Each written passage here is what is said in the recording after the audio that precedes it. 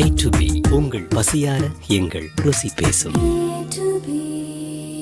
Chanakya international academy உங்களுக்குள் இருக்கும் தலைவரை வெளிக்கொண்டு வரும் பியூர் பாலிடிக்ஸ் பயிற்சி பட்டறை. நேரடி மற்றும் இணைய வழி. கான்டாக்ட் 7338824242. பாட்டாளி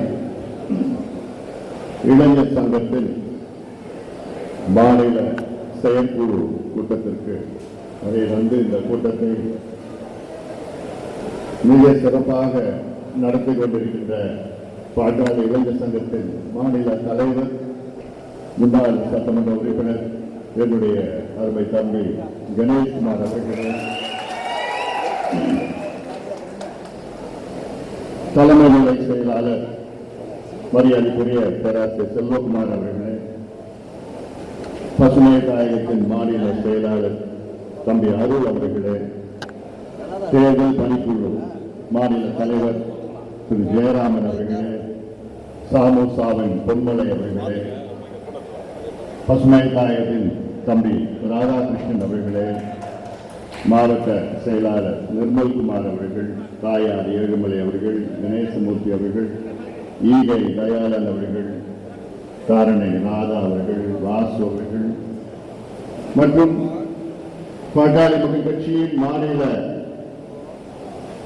இளைஞர் சங்கத்தின் செயலாளர்கள் தம்பி கங்காதரன் அவர்கள், தம்பி முருகசாமி அவர்கள், தம்பி பாலயோகி அவர்கள், தம்பி செந்தில் அவர்கள், தம்பி தீனதயாளன் அவர்கள், தம்பி வெங்கட்ராமன் அவர்கள், தம்பி ராஜசேகரன் அவர்கள், தம்பி ஆறுமுகம் அவர்கள், தம்பி வடிவேலன் அவர்கள், தம்பி பிரசாத் அவர்கள், தம்பி அண்ணாமலை அவர்கள், தம்பி சென்னை வடிவேலன் அவர்கள் மற்றும் இங்கே வருகின்ற அனைத்து நிலை இளைஞர் சங்கத்தின் நிர்வாகிகள், குறிப்பாக மாநில மாவட்ட ஒன்றிய நிர்வாகிகளுக்கும் நம்முடைய கட்சியின் நிர்வாகிகளுக்கும் ஊடக நண்பர்கள் உங்கள் அனைவருக்கும் இந்த அன்புமணி ராமதாஸ் பரிவார வணக்கங்கள். இந்த செயற்குழுவில் கலந்து கொள்வதில் எனக்கு மிக்க மகிழ்ச்சி. அதிலும் ஒரு தகுதியான ஒரு இளைஞரை பாட்டாளி இளைஞர் சங்கத்தின் மாநில தலைவராக நியமனம் செய்வதில் எனக்கு மகிழ்ச்சி, நாம் அனைவருக்கும் மிக்க மகிழ்ச்சி. ஒரு முக்கியமான பொறுப்பில் தகுதியான ஒரு தலைவரை நாம் தேர்வு செய்திருக்கின்றோம். தம்பி கணேஷ்குமார் அவர்களை பற்றி நான் அதிகம் சொல்ல தேவையில்லை, உங்களுக்கு நன்றாக தெரியும். சிறு வயதிலிருந்து நம் கட்சி, நம் இயக்கத்தின் மீது, ஐயா மீது பற்று கொண்டு இதில் கலந்து கொண்டு பல பொறுப்புகளை வகித்து கட்சியின் வளர்ச்சிக்காக கடுமையாக பாடுபட்டுக் கொண்டிருப்பவர் அருமை தம்பி கணேஷ்குமார் அவர்கள். தம்பி கணேஷ்குமார் அவர்களுக்கு உங்கள் சார்பிலே அவர்களுக்கு என்னுடைய வாழ்த்துக்களும் பாராட்டுகளும் தெரிவிக்கின்றேன்.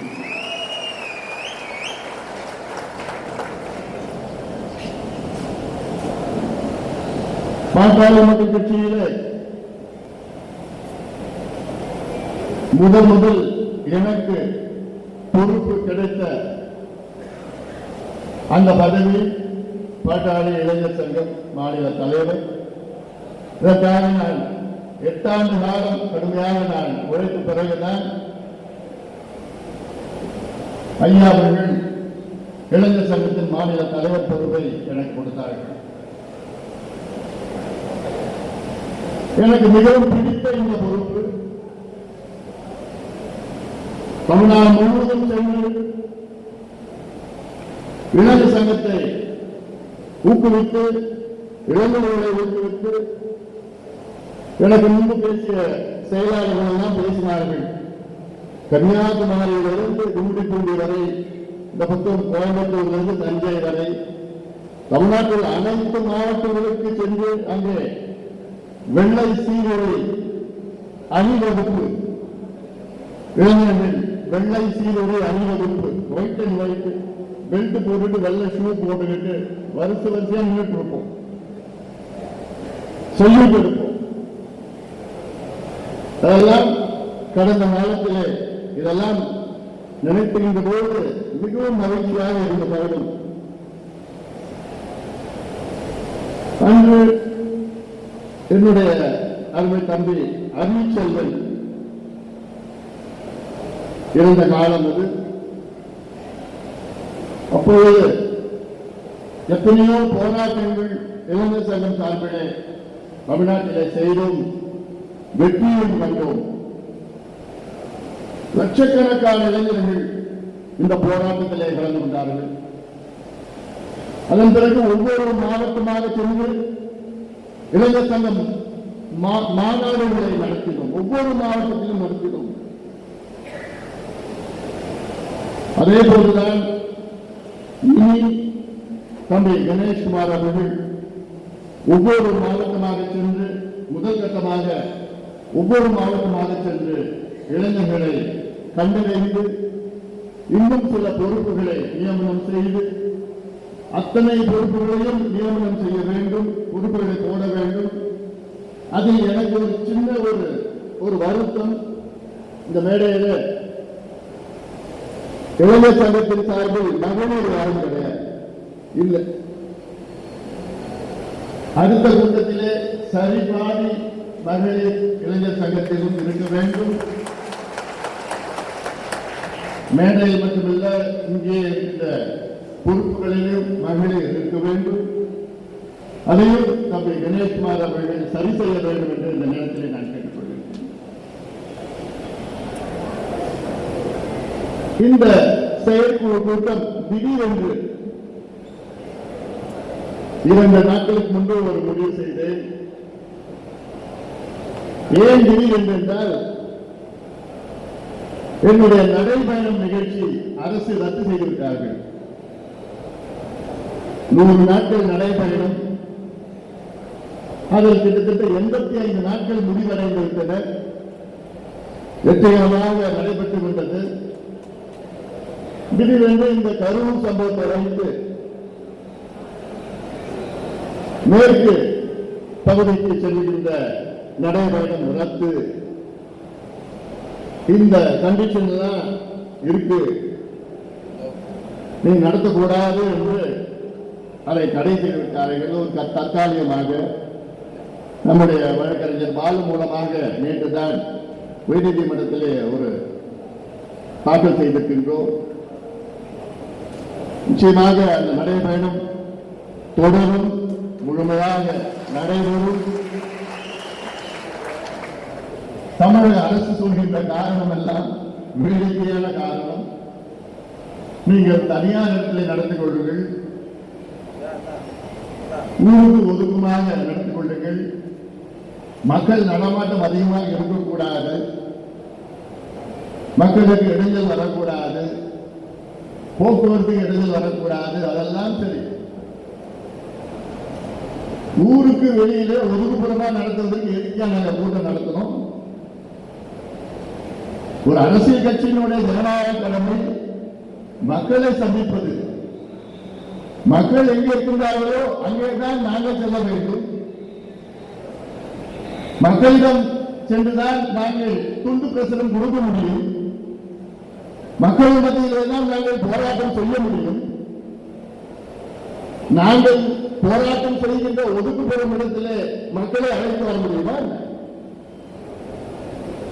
இது மற்ற ஆண்ட கட்சி ஆளுங்கட்சி எல்லாம் செய்யலாம், நிறைய வச்சிருக்கிறார்கள். ஆனால் பாட்டாளி மக்கள் கட்சி அன்றாடம் மக்கள் பிரச்சனைகளை பேசி பேசி எத்தனையோ மாற்றங்கள் நாங்கள் கொண்டு வந்திருக்கின்றோம். எங்களை முடக்க நினைக்காதீர்கள் அரசாங்கம் அவர்களே. அரசு நிச்சயமாக அதை வெற்றி பெற முடியாது. அதனால் எனக்கு ஒரு 2-3 நாள் லீவ் விட்டாங்க. சரி, அதனால்தான் அவசரமாக இந்த செயற்குழு சரி இன்னைக்கு விடுமுறை எனக்கு. ஏன்னா இந்த நடைபயணம் மிக சிறப்பாக வெற்றிகரமாக நடைபெற்றுக் கொண்டிருந்தது. தென் மாவட்டங்கள் எல்லாம் பார்த்தோம்னா அவ்வளோ மக்கள் ஆர்வமாக, அவ்வளோ கூட்டம், அவ்வளோ பெண்கள் வந்திருந்தார்கள். இந்த நடைபயணத்தினுடைய வெற்றி, இன்னைக்கே நான் சொல்றேன் வெற்றின்னு சொல்றேன். இந்த நடைபயணத்துடைய வெற்றி என்னன்னா, நாம் ஏதாவது அந்த பகுதிக்கு சென்று அந்த பிரச்சனை பற்றி பேசினால் பல பிரச்சனைகளுக்கு தீர்வு வந்திருக்கிறது. சில தீர்வுகள் அன்று மாலையே வந்திருக்கிறது, சில தீர்வுகள் ஒரு நாள் பிறகு, சில தீர்வுகள் ஒரு வாரத்துக்கு பிறகு. நான் பொது வாழ்க்கையில 28 ஆண்டுகள் பயணித்துக் கொண்டிருக்கின்றேன். இந்த 28 ஆண்டுகளில் எனக்கு மிகவும் பிடித்த நிகழ்வு இப்போ நடைபெறுகின்ற நடைபயண நிகழ்வு. எத்தனையோ நிகழ்ச்சி நான் நடத்திருக்கிறேன், எத்தனையோ போராட்டங்கள், எத்தனையோ நடைபயணங்களை நடத்திருக்கிறேன், மாநாடுகள் போட்டிருக்கிறோம், எல்லாம் பண்ணிருக்கிறோம். ஆனால் இந்த நடைபயணம் எனக்கு மிகவும் உணர்வுபூர்வமான இந்த நடைபயணம் மிகவும் பிடித்தது. காரணம், மக்களை, பொதுமக்களை நேரடியாக சந்தித்து அந்த பகுதிக்கு சென்று அந்த மக்களுடைய பிரச்சனையை கண்டறிந்து அதை பேசி அதை அழுத்தம் கொடுத்து அதற்கு ஒரு தீர்வு கொண்டு வந்திருக்கின்றோம். எவ்வளவு உதாரணங்கள் நாம் சொல்லலாம். ஒவ்வொரு பகுதிக்கு சென்று டெல்டா பகுதியில் போய் பார்த்தா அடுத்த நாள் அங்கே தீர்வுகள், நம்மளுடைய தீர்வுகள் அரசாங்கத்தை தட்டி எழுப்பி செய்யவில்லை என்றால் மீண்டும் போராட்டம் சொன்னவுடன் அடுத்தடுத்ததாக தீர்வுகள் ஈடுபடுகிறது. ஆக இந்த நடைபயணத்தை வெற்றிகரமாக நடத்தி கொண்டிருக்கின்ற அனைத்து நிலை பாட்டாளி மக்கள் கட்சி நிர்வாகிகளுக்கு என்னுடைய வாழ்த்துக்கள், பாராட்டுகிற நேரத்தில் நான் தெரிவிக்கின்றேன். மீண்டும் இளைஞர் சங்கம் ஒரு கட்சியினுடைய நாடி துடிப்பு. இளைஞர் சங்கம் நீங்கள் தான், நம் கட்சியினுடைய எதிர்காலமே நீங்கள் தான். உங்களை நீங்கள் எல்லோரும் நல்ல பக்குவப்படுத்தி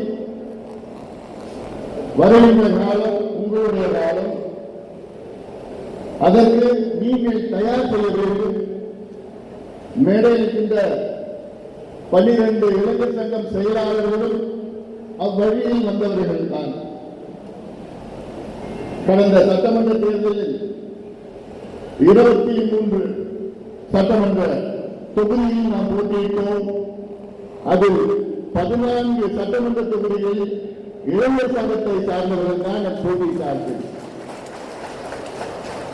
அது மட்டுமல்ல, உள்ளாட்சி பிரதிநிதிகள் நம் கட்சியில் கிட்டத்தட்ட 70 விழுக்காடு இன்னைக்கு கவுன்சிலர், வார்டு கவுன்சிலர், ஒன்றிய கவுன்சிலர், மாவட்ட கவுன்சிலர், ஒன்றிய சேர்மன், மாவட்ட துணை சேர்மன் எல்லாம் பார்த்தீங்கன்னா 70 விழுக்காடு இளைஞர் சங்கத்தை சார்ந்தவர்கள் தான் இன்றும் இருக்கின்றார்கள். ஆனால் இதை எதிர்பார்த்து நீங்க இந்த பொறுப்புகளாக வரல, அது எனக்கு தெரியும்.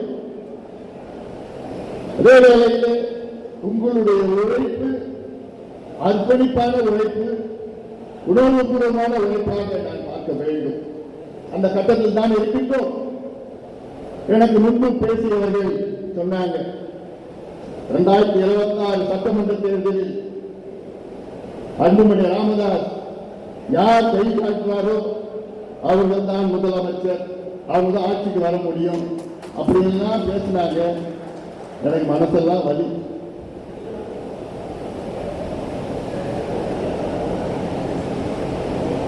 நம்ம கட்சி தொடங்கி 36 ஆண்டுகள் ஆகுது. 36 ஆண்டுகள் என்றால் கிட்டத்தட்ட ஒரு தலைமுறை தாண்டி, 1.5 தலைமுறை இவ்வளவு காலமாக நாம் கட்சியை நடத்தி தமிழ்நாட்டுக்கும் இந்தியாவுக்கும் எத்தனையோ மாற்றங்கள் கொண்டு வந்து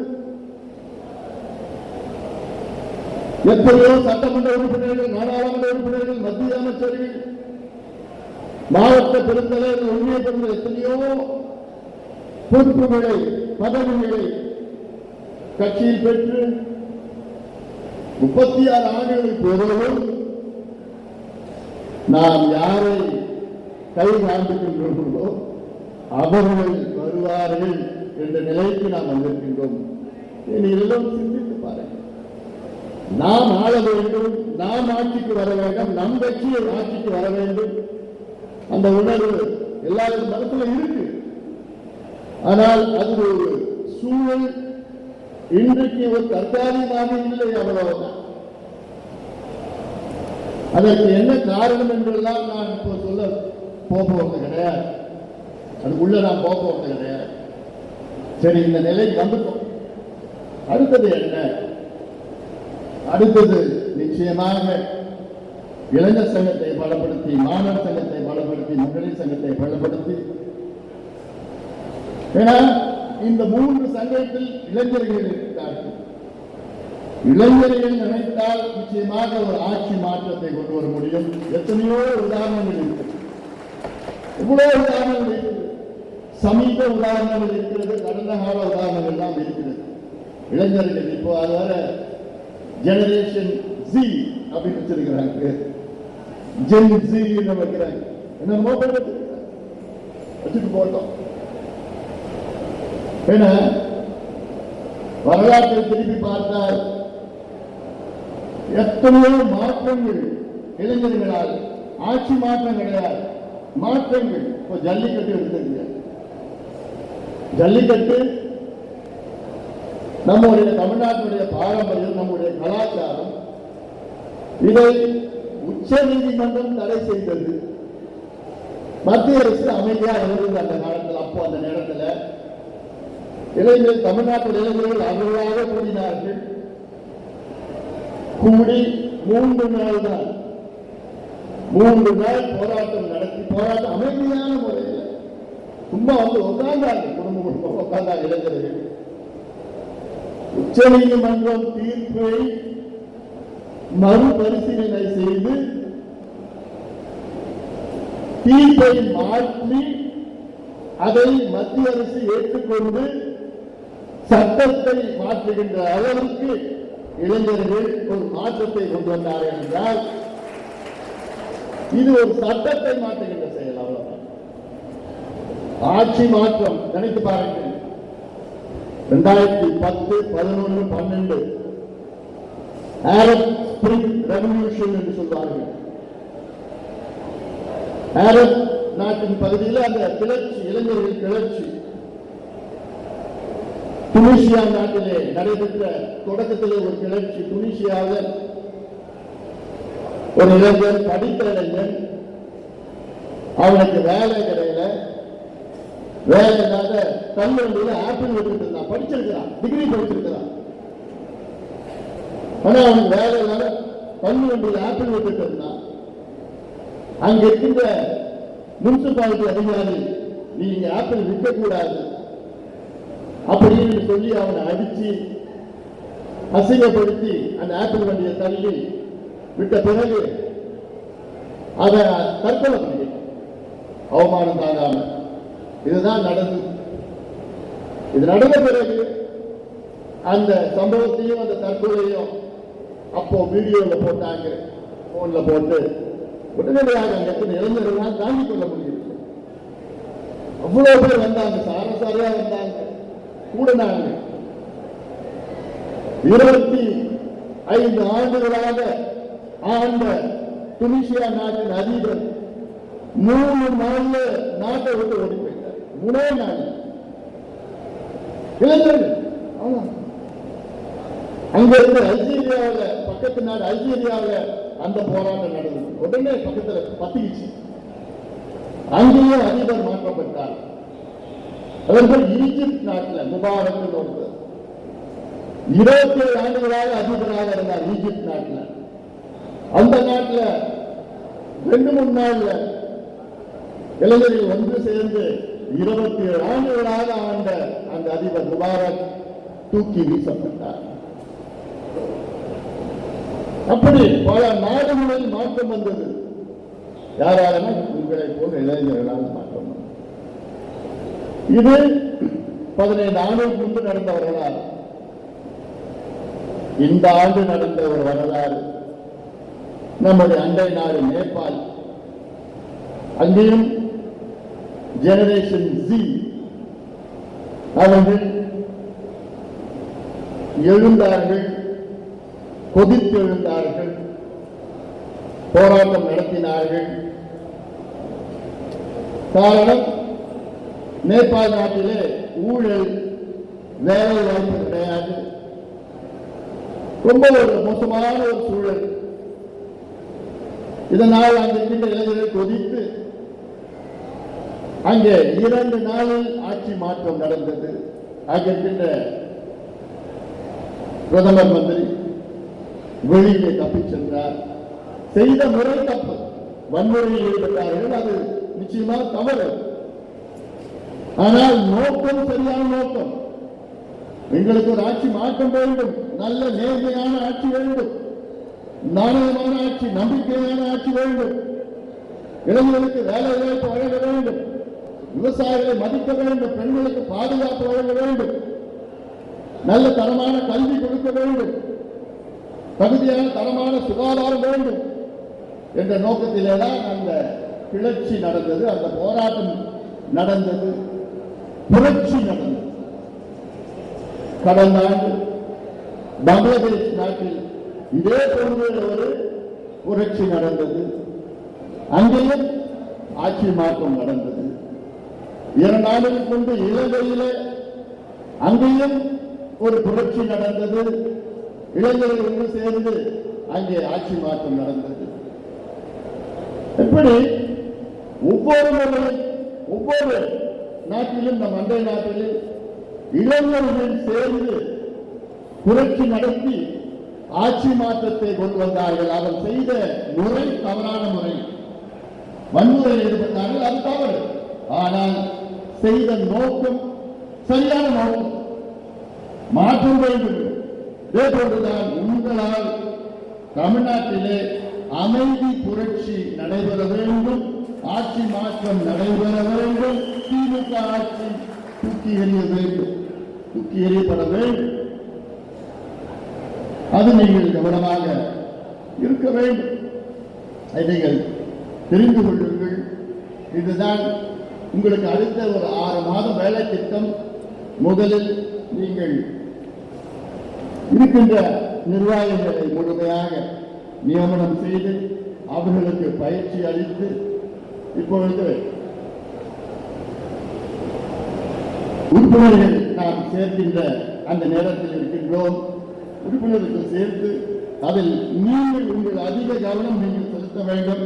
நீங்கள் அதிக உறுப்பினர்களை நீங்கள் சேர்க்க வேண்டும் என்று அதெல்லாம் திட்டங்கள்லாம் கணேஷ்குமார் இங்க இருக்கின்ற நம்முடைய உங்களுடைய செயலாளர்கள் ஒவ்வொரு பகுதிக்கும் அங்கே செயலாளர்களை நியமனம் செய்து பொறுப்பு கொடுத்து அவர்களுக்கு நீங்கள் எல்லோரும் பணியாற்றி அதை உறுப்பினர்களுக்கு சேர்க்க வேண்டும். அது மட்டுமல்ல, நம்முடைய தேர்தலுக்காக நான் ஒரு 100 தொகுதிகளை தேர்வு செய்திருக்கின்றேன். அந்த 100 தொகுதிகளில் முதல் கட்டமாக ஒரு 100 தொகுதிகள் தேர்வு செய்திருக்கின்றேன். அந்த 100 தொகுதிகளில் நிர்வாகிகளை நான் ஒவ்வொரு தொகுதிக்கும் ஒரு நிர்வாகியை நியமனம் செய்து கொண்டிருக்கின்றேன். இன்னும் ஒரு சில நாட்களில் அது வெளிவரும். அதில் பார்த்தீங்கன்னா மேடையில் இருக்கின்ற அத்தனை பேரும் அதில் இருக்கின்றார்கள். எல்லாத்துக்கும் பொறுப்பு கொடுத்துட்டு இருக்கிறோம் நம்ம. அதனால இதையெல்லாம் நீங்கள் ஏன்னா அவங்க மைக்ரோ லெவலில் நம்ம பாலா திருவள்ளுவர் பாலா வந்து நல்ல அழகா நல்லா பேசுறார், தெளிவா பேசுறார். அவர் சொன்னது என்ன, மைக்ரோ லெவல் பிளானிங் பண்ணணும், திட்டமிடணும். இதுதான் பிஜேபி இந்தியா முழுவதும் செய்து கொண்டிருக்கிறார்கள், இதான் மற்ற கட்சிகள்லாம் செய்து கொண்டிருக்கிறார்கள். நமக்கு வாக்களிக்க மக்கள் இருக்கின்றார்கள், அதில் மாற்று கருத்து வேலை. ஒரு கிராமத்துக்கு போனால் நமக்கு வாக்களிக்க மக்கள் இருக்கின்றார்கள். ஆனால் அதற்கு மேலே இப்போ நமக்கு ஒரு கிராமத்தில் 400 ஓட்டு போட்டு இருக்கிறாங்கன்னா அந்த 400 ஓட்டு 500 ஓட்டை எப்படி மாற்றுவது, உயர்த்துவது, அதை நீங்கள் திட்டமிட வேண்டும். அது சாதாரண செஞ்சுட்டு போகலாம். ஏன்னா அந்த கிராமத்தில் எத்தனை வீடு இருக்கிறது, அந்த வீட்டில் யார் யார் இருக்கிறார், எந்த சமுதாயம் இருக்கிறது, எந்த மதத்தை சார்ந்தவர்கள், எந்த கட்சியை சார்ந்தவர்கள், அந்த புள்ளிவர்கள் எல்லாம் அவங்ககிட்ட இருந்ததுன்னா அதுக்கேற்ப நீங்கள் அவங்களை போய் மனசை மாற்றி சொல்ல நிச்சயமா மனசு மாறுவாங்க. அதை நீங்கள் செய்ய வேண்டும். அந்த தரவுகள் நீங்கள் வைத்திருக்க வேண்டும். அவசியமா நீங்க செய்யணும். இன்னொன்று நான் வந்திருக்கின்ற இங்க இருக்கின்ற இளைஞர் சங்க நிர்வாகிகளுக்கு நான் சொல்றது, நீங்க சுதந்திரமா நீங்கள் செயல்படலாம்.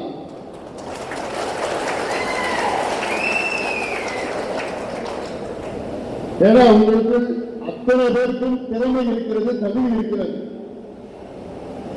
ஏன்னா சில பேர் சில மாவட்ட செயலாளர் கட்டுப்பாடு இருக்கணும். அதே வேளையில நீங்களே சொல்லுங்க. நீங்க யாராவது சொல்லணும்னு எதிர்பார்க்க கூடாது. நீங்களே போங்க, நீங்களே கிராமத்துக்கு போங்க, நீங்களே நகரத்துக்கு போங்க, நீங்க இனிஷியேட் பண்ணுங்க. ஏன்னா நீங்க எல்லாமே திறமைசாலிகள், தகுதியானவர்கள். அதனால அந்த பொறுப்புல இருக்கிறீங்க. நீங்க இனிஷியேட் பண்ணி, ஆமா இது நான் போய் பண்ண போறேன், செய்ய போறேன், வாங்க எல்லாம் வாங்க வந்து சேர்ந்து பண்ணுங்கன்னு சொன்னா யாரும் தடை சொல்ல போறது கிடையாது, யாரும் தடுக்க போறது கிடையாது. அப்படி உங்களுக்கு ஏதாவது ஒரு சின்ன பிரச்சனை, இடைஞ்சல், ஏதாவது ஒரு தடை வந்ததுன்னா உடனே உங்களுடைய இளைஞர் சங்க தலைவர் கணேஷ்க்கு ஒரு போன் பண்ணுங்க, சரியா போயிடும்.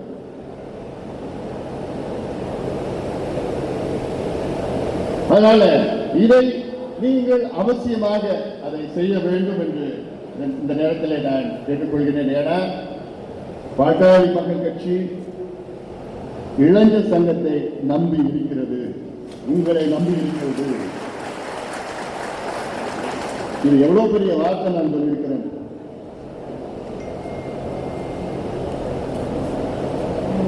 அதற்கேற்ப நீங்கள் நடந்து கொள்ள வேண்டும். அந்த பொறுப்பை நீங்கள் சுமந்து, அந்த கடமை என்னுடைய கடமை என்று நீங்கள் அதை உணர்ந்து ஒவ்வொருவரும் உணர வேண்டும். ஆமாப்பா, எங்க அண்ணன் சொல்லிட்டா இருப்பான், என்ன நம்பிதான் இருக்கிறான்னு சொல்லியிருக்கிறார். நிச்சயமா நான் உங்களை நம்பிதான் இருக்கிறேன். களத்துல இறங்குங்க. நான் சொன்னல, எனக்கு அந்த வலி இருக்குன்னு சொன்னல. என்ன வலி? 36 ஆண்டுகளுக்கு பிறகும் நம்ம வேற யாரோ சொல்றோம், வேற யாரையோ பத்தி பேசிட்டு இருக்கிறோம். இடையில 2015-16 மாற்றம் முன்னேற்றம் அன்புமணி என்ற அந்த பிரச்சாரம் செய்த நேரத்தில் எல்லாம் அவ்வளவு எனக்கு சந்தோஷம், அவ்வளவு மகிழ்ச்சியா இருக்கு. ஊரூரா போகணும், அவ்வளவு பிரச்சாரம் பண்ணணும், நல்லா பண்ணணும், வெற்றிகரமா பண்ணணும். அந்த நேரத்தில் கலைஞர் ஒரு பக்கம், ஜெயலலிதா அம்மையார் ஒரு பக்கம் இருந்தாங்க. நம்ம 2 பெரும் தலைவர்களையும் எதிர்த்து நம்ம நின்னோம். நம்ம பிரச்சாரம் வெற்றி பெற்றது, நாம் தேர்தலில் வெற்றி பெற முடியவில்லை. ஏன்னா குறுகிய காலம்.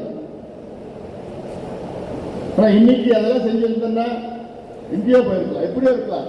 ஆனால் நமக்கு இன்னும் குறுகிய காலம் தான் தேர்தலுக்கு இருக்கிறது. யூகங்களை நாம் வகுப்போம், வகுத்து கொண்டுதான் இருக்கின்றேன். நம் கட்சிக்கு உள்ள நடக்கிற அந்த குழப்பங்கள் எல்லாம் அதெல்லாம் நீங்க பொருட்படுத்த வேண்டாம். எல்லாத்தையும் இக்னோர் பண்ணிடுங்க, ஒதுக்கிடுங்க. அதை பத்தி சிந்திக்க கூட வேண்டாம். நீங்க நம்ம மாட்ட வேலைகள், எவ்வளவோ வேலைகள், முக்கியமான வேலைகள்லாம் இருக்கிறது, வேலை திட்டங்கள்லாம் இருக்கு. உங்களுக்கு வேலை திட்டம் கொடுத்துருக்கிறோம். நம்ம நிர்வாகிகளை முழுமையாக கிளை வரைக்கும் நம்முடைய இளைஞர் சங்க நிர்வாகிகளை நியமனம் செய்யணும். அதுல முக்கியமா என்ன, ஆண்கள் பெண்கள் 2 பேருமே சேர்த்து நியமனம் பண்ண பொறுப்பு கொடுங்க. அதுல அவசியம் நீங்க செய்யணும். அடுத்தது அவங்க கொடுத்ததுக்கு அப்புறம் உறுப்பினர்கள் கிராமத்தில் நீ போய் உறுப்பினர் அட்டை கொடுத்துருக்கிறேன், உங்களுக்கு எவ்வளவு அட்டை வேணுமோ நான் கொடுக்குறேன், கேளுங்க, கொடுப்போம். அதன் பிறகு டிசம்பர் 17ஆம் தேதி ஒரு மிகப்பெரிய சிறை நிரப்பும் போராட்டத்தை அறிவித்திருக்கின்றேன். அதில் அவசியமா அத்துணை இளைஞர் சங்கம், மாணவர் சங்கம், மகளிர் சங்கம், அத்துணை இளைஞர்களும் அதில் கலந்து கொண்டு தமிழ்நாட்டுடைய சிறைகளை நாம் எல்லோரும் சேர்ந்து நிரப்புவோம். இது நம்முடைய சமூக நீதி பிரச்சனை, இது நம்முடைய கல்வி சார்ந்த பிரச்சனை, வேலை சார்ந்த பிரச்சனை.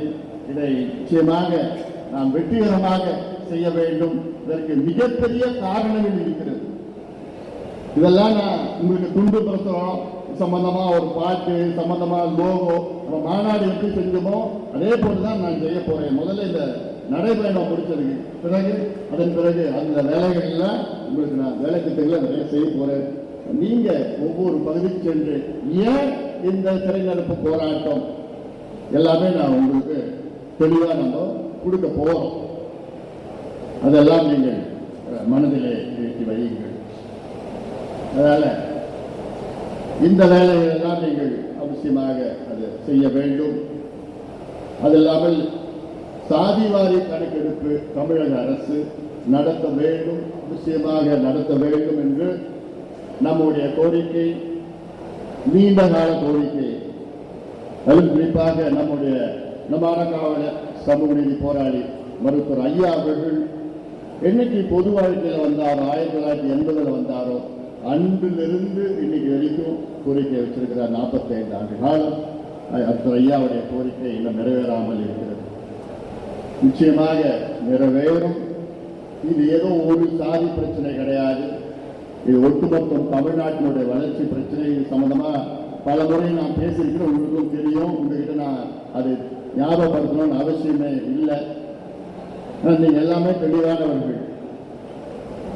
அந்த வகையில் நீங்கள் வேகமாக நீங்கள் செயல்பட வேண்டும். நேற்று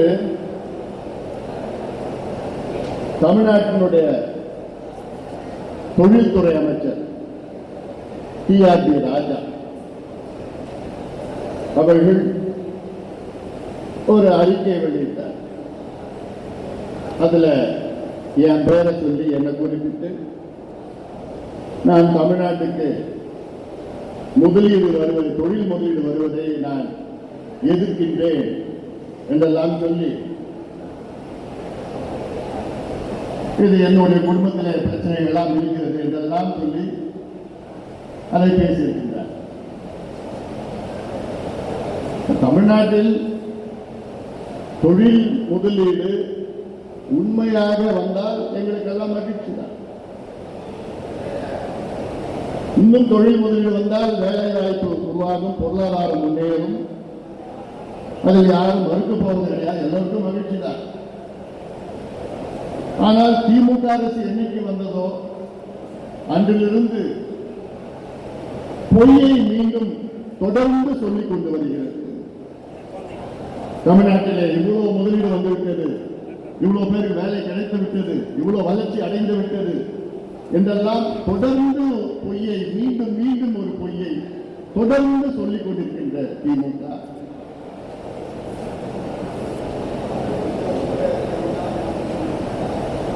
அதாவது நாங்கள் நாகரிகமான அரசியல் நாங்கள் செய்து வருகின்றோம். அரசாங்கம் தவறு செய்தால் தட்டி கேட்போம், வெளிப்படுத்துவோம். நல்லது செய்தால் பாராட்டுவோம். அது எந்த அரசு இருந்தாலும் சரி. அதே வேளையில் அரசாங்கத்தை பற்றி எந்த விமர்சனமும் செய்யவே கூடாது. அப்படி செய்தால் அப்படி செய்தால் உடனடியாக தனிப்பட்ட முறையில் ஒரு விமர்சனம். TRD ராசா அவர்களே, தனிப்பட்ட முறையிலே நாங்க உங்களை விமர்சனம் செய்யறோம்னா நீங்க தாங்க மாட்டீங்க.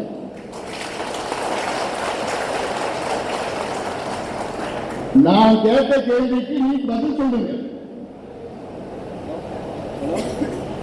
பாக்ஸ்கான் நிறுவனம், தைவான் நிறுவனம் முதலமைச்சரை நேரடியாக சந்திக்கின்றார்கள். அந்த நிறுவனத்தினுடைய புதிய தலைவர் சந்திப்பு நடந்தது பிறகு உடனடியாக முதலமைச்சர் அவர்களும் தொழில்துறை அமைச்சர் TRD ராஜா அவர்களும் பாக்ஸ்கான் நிறுவனம் தமிழ்நாட்டில் 15,000 கோடி முதலீடு செய்ய ஒப்புக்கொண்டார்கள். அதில் 14,000 பேருக்கு புதிய வேலை வாய்ப்பு உருவாகும் என்று ஒரு பொய்யை சொன்னார்கள். இந்த செய்தி ட்விட்டர் மூலமாக வெளிவந்தது. அரை மணி நேரத்திற்குள் பாக்ஸ்கான் நிறுவனம் அதை மறுத்தார்கள். அரை மணி நேரத்தில் மறுத்துட்டார்கள். என்னன்னு, நாங்க அப்படியெல்லாம் எந்த வாக்குறுதியும் கொடுக்கல, எந்த கையெழுத்தும் போடல என்று பாக்ஸ்கான் நிறுவனமே மறுத்தார்கள். இதைத்தான் நான் சொன்னேன். ஏன் பொய் சொல்றீங்க? முதலமைச்சர் அவர்களே, டிஆர்பி ராஜா அவர்களே, ஏன் பொய் சொல்றீங்க? பாஸ்கான் நிறுவனத்துடைய தலைவரே அதை மறுத்திருக்கின்றார். நாங்க 15,000 கோடி முதலீடு நாங்க சொல்லவே இல்லை, கையெழுத்தும் போடல, புரிந்துணர்வு ஒப்பந்தமும் நாங்க போடலன்னு அவரே சொல்றார். எந்த அடிப்படையிலே நீங்க பொய் சொல்றீங்கன்னு கேட்க பதில் சொல்ல முடியாத டிஆர்பி ராசா அவர்கள் இப்ப நடக்கிற பிரச்சனையை பத்தி உங்களுக்கு ஒரு காரணம் எடுத்து அரசியல் ரீதியாக பதில் சொல்ல முடியாது. அதுதான் திமுகவுடைய நாகரிகம். நாகரிகம் சொல்ல மாட்டேன், அதுதான் அவங்களுடைய என்ன வார்த்தை வச்சுக்கீங்க. நான் சொன்னா மோசமா சொல்லுவேன்.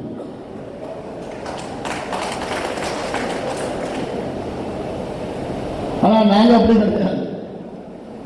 டீசென்ட் அண்ட் டெவலப் பாலிடிக்ஸ், நாகரிகமான அரசியல், வளர்ச்சி அரசியல் எங்களுடைய அரசியல். அதே வேலையில மேடையில் விட்டு பேச விட்டு அவ்வளவுதான். என்ன அவங்களுக்கும் பேச தெரியும். ஏன் நம்மளுடைய வழக்கறிஞர் பாலு இருக்கிற அவர் பேச விட்டுன்னா 1 மணி நேரம் பிரிச்சு எடுத்துருவார்.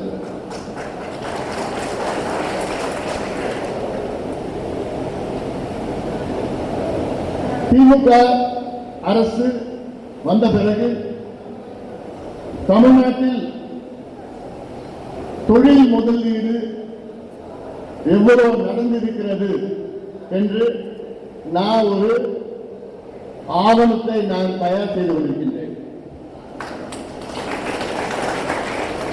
இன்னும் ஒரு சில நாட்களில் அந்த ஆவணம் வெளியிடப்படும்.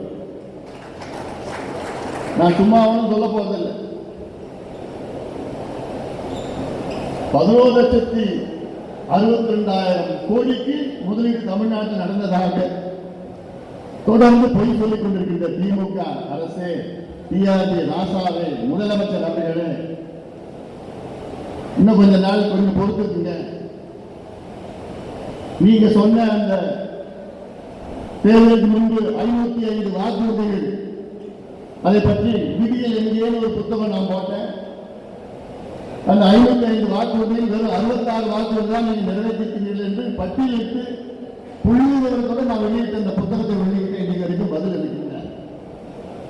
அதே போலதான் தமிழ்நாட்டில் நீங்கள் ஆட்சிக்கு வந்தவுடன் எவ்வளவு முதலீடு எங்க நடந்தது, நீங்க எவ்வளவு சொன்னீங்க, எவ்வளவு ஏமாத்துறீங்கன்னு புள்ளி விவரத்தோட நான் ஒரு புத்தகத்தை நான் தயார் செய்திருக்கின்றேன்.